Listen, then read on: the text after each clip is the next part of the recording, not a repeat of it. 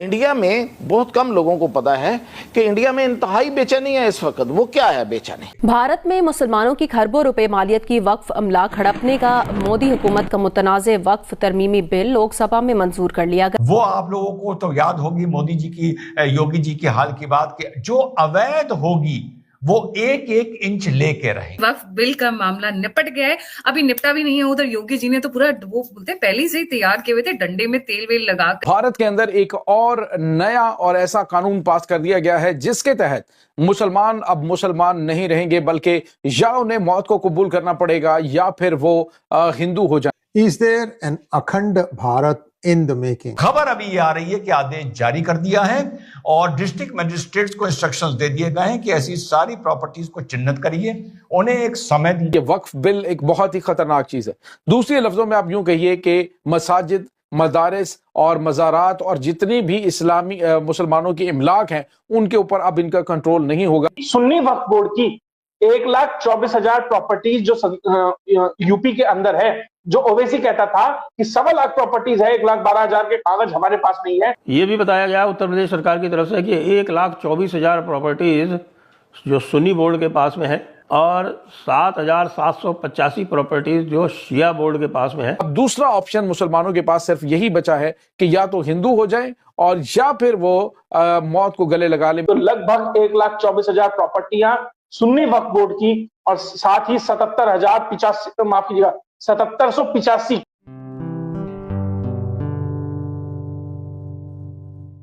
नमस्ते दोस्तों, जय हिंद। निक न्यूज़ बर्नर की रिएक्शन वीडियो में आप सभी का स्वागत है। तो दोस्तों, देखा आपने किस तरह से पाकिस्तानी मीडिया चीख रहा चिल्ला रहा है। भारत में कुछ भी होता है वो चीखना चिल्लाना शुरू कर देता है, अपना प्रोपोगंडा शुरू कर देता है।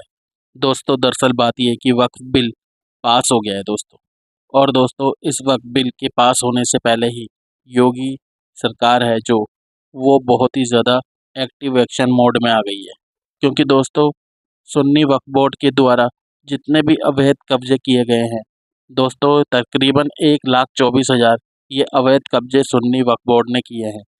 और इन अवैध कब्जों पर जो अनरजिस्टर्ड हैं सुन्नी वक्फ बोर्ड उन पर योगी सरकार ने एक्शन लेना शुरू कर दिया है।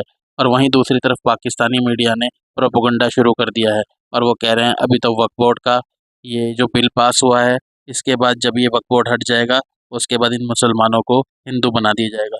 इस तरह की नॉनसेंस बातें कर रहे हैं ये घटिया लोग, घटिया पाकिस्तानी ना खुद नाजायज़ और गलत काम करते हैं और भारत पर इल्ज़ाम लगाते हैं। बहुत ही घटिया लोग हैं। भारत में कुछ भी हो ये अपना सोशल मीडिया खोल कर बैठ जाते हैं, जाहिल लोग। और दोस्तों, ये जो बिल पास हुआ है वक्फ बोर्ड के लिए, इसमें सिर्फ कुछ संशोधन किए गए हैं, कुछ गलत नहीं किया गया है। क्योंकि धारा 40 के तहत वक्फ बोर्ड किसी भी ज़मीन पर अपना हक जताता था तो वो केस बन जाता था, कोर्ट के मामले में चला जाता था और वो उनके हिस्से में हो जाता था। लेकिन दोस्तों, इस 40 धारा को हटा दिया गया है, संशोधन कर दिया गया है और कुछ गलत नहीं किया गया है। लेकिन दोस्तों, ये पाकिस्तानी मीडिया को बहुत ही ज़्यादा मिर्ची लगी हुई है और भारत के नाम पर चीख रहा है चिल्ला रहा है अपने मीडिया पर। तो दोस्तों, इसी टॉपिक पर चलते हैं आगे की वीडियो की तरफ। धन्यवाद। हिंदू और मुसलमान दो अलग कौमें हैं, ये कभी भी अलग साथ नहीं रह सकते। इनकी शनाख्त, इनकी इबादत और इनके तमाम तर जो मामलात हैं वो अलग अलग हैं और ये दो अलग कौमें हैं, लिहाजा ये साथ साथ नहीं रह सकती। उसके बाद नाज़रीन, जब बांग्लादेश अलग हुआ तो उसके बाद आपने देखा कि जिस तरह भारतीय असर सुख वहाँ पे बढ़ा और उसके बाद जो बंगाली मुसलमान हैं उनको भी शिद्दत से एहसास होने लगा कि हमने एक बड़ी संगीन गलती कर ली है भारत के इस ट्रैप के अंदर आकर। उसके बाद नाज़रीन, आपने देखा कि आज 54 साल के बाद वो कह रहे हैं कि भारत से आज़ादी हमने हकीकी मानों में अब हासिल की है और आज जो है वो हम अपने आप को आज़ाद कह सकते हैं, जब अपनी आज़ादी और खुद मुख्तारी के फैसले हम खुद कर सकते हैं। अब नाज़रीन, हुआ यह है कि जो इंदिरा गांधी कहती थी कि हमने जो कायदे आज़म का दो कौमी नज़रिया था उसको खलीज बंगाल में हमने डबो दिया है। आज नाज़रीन वही दो कौमी नज़रिया जो है वो इनके गले का फंदा बन चुका है। बड़ी और अहम तरीन डेवलपमेंट नाज़रीन ये हुई है कि भारत के अंदर अक़लियतों को दबाने के लिए एक वक्फ बिल जो है वो मंजूर हुआ है। नाज़रीन, ये वक्फ बिल एक बहुत ही ख़तरनाक चीज़ है। दूसरे लफ्ज़ों में आप यूँ कहिए कि मसाजिद, मदारिस और मज़ारात और जितनी भी इस्लामी मुसलमानों की इमलाक हैं उनके ऊपर अब इनका कंट्रोल नहीं होगा, बल्कि इंतहा पसंद हिंदुओं का कंट्रोल होगा। नाज़रीन, इससे बड़ी बेबसी क्या होगी कि ऐसे बिल जो है वो पास किए जा रहे हैं वहाँ पे कि जिससे मुसलमानों का तशख़्ख़ुस जो है उसको ख़त्म किया जा रहा है। नाज़रीन, इस वक्त जो वहाँ पे इनके पास क़यादत है वो बिल्कुल भी, दूसरे लफ्ज़ों में आप कहिए कि मुकम्मल तौर पे हिंदुओं की गुलाम हो चुकी है। अभी पास ही हुआ था रात को 2:30-3 बजे के आसपास, शायद संसद चली, 4 बजे तक संसद चली, उसके बाद मणिपुर भी डिस्कस हुआ, पास ही हुआ था। अभी तो द्रौपदी मुर्मू जी के यहाँ वो पहुंचा भी नहीं है, अभी तो वो पेन वैन ऐसे निकाल रही होंगी कि कौन सी स्याही से सिग्नेचर करूं। योगी जी ने ऑलरेडी कह दिया है सभी डीएमओ को, ऐसा है जहां साइन हुआ वहां प्रॉपर्टी सीज करनी शुरू कर दीजिए। जितनी भी वक्फ की उत्तर प्रदेश के अंदर अनरजिस्टर्ड प्रॉपर्टीज है, जो ऑलरेडी रजिस्टर्ड प्रॉपर्टीज है, उस पर तो सरकार ने कह ही दिया है कि भैया जो डॉक्यूमेंट है अपने सबमिट करो। 1959 तक का जो कट ऑफ ईयर है वहां तक जिसके पास जो डॉक्यूमेंट है सबमिट करो। अगर वो नहीं कर पा रहे तो समझ लीजिए वो इलीगल है। अब इन्होंने ये कह दिया है कि वक्फ की जितनी भी अनरजिस्टर्ड प्रॉपर्टीज है उन्हें बाकायदा जब्ती की उनकी शुरुआत कर दी जाए।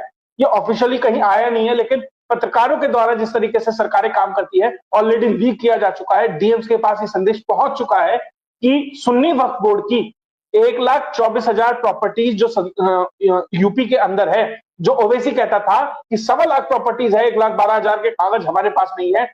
योगी आदित्यनाथ ने साफ साफ कह दिया है अगर आपके पास वक्फ नहीं है, वो सरकारी तौर पर रजिस्टर्ड नहीं है, डिजिटली आप उसे सबमिट नहीं करा सकते हैं, तो लगभग 1,24,000 प्रॉपर्टियां सुन्नी वक्फ बोर्ड की और साथ ही 7785 7785 इतनी प्रॉपर्टीज शिया वक्फ बोर्ड की उत्तर प्रदेश के अंदर जब्ती के आदेश वो दे दिए गए हैं। उन्हें साफ कह दिया गया है भैया इनसे कागज मांगो, कागज नहीं दे सकते तो इन्हें सरकारी प्रॉपर्टी घोषित कर इनकी जब्ती का आदेश है, क्योंकि अब सेक्शन 40 उत्तर प्रदेश में या कहे पूरे देश के अंदर वक्फ बिल का लागू नहीं होता।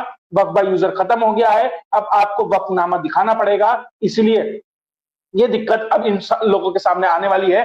डीएम साहब को साफ साफ दे दिए गए हैं। अब उत्तर प्रदेश में तो भैया और कहीं होते तो मान जाते, उत्तर प्रदेश में तो वो शायद रो भी नहीं सकते, शायद अपनी बात भी नहीं रख सकते, क्योंकि साफ साफ आदेश है उत्तर प्रदेश के अंदर कोई भी दंगा फसाद कुछ भी झगड़ा नहीं।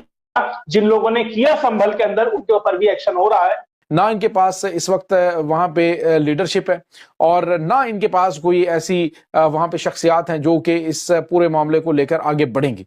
और वो मुसलमान जिन्होंने भारत में रहने का यानी हिंदुस्तान के अंदर रहने का फैसला किया था, हालांकि आप देखिए मुसलमानों की बहुत बड़ी तादाद वहाँ पे मौजूद है, लेकिन इंतहा पसंद हिंदुओं की जानिब से ऐसे कवानीन पास किए गए हैं कि जिसके तहत अब नाज़रीन आने वाले अरसे के दौरान, अब ये जो वक्फ बिल पास हुआ है इसके तहत तो ये होगा कि जितने भी मज़ारात हैं, जितनी भी मुसलमानों की जो प्रॉपर्टीज़ हैं उनके ऊपर ख़ास तौर पे जो इस्लामिक पॉइंट ऑफ व्यू से मसाजिद हैं, मदारिस हैं और उसके बाद दरगाहें हैं और उसके बाद नाज़रीन जितने भी मज़ारात हैं और जितनी भी ये इमलाक हैं ये अब इनके कंट्रोल में नहीं बल्कि ये भारत की इंतहा पसंद हिंदुओं के कंट्रोल में होंगे।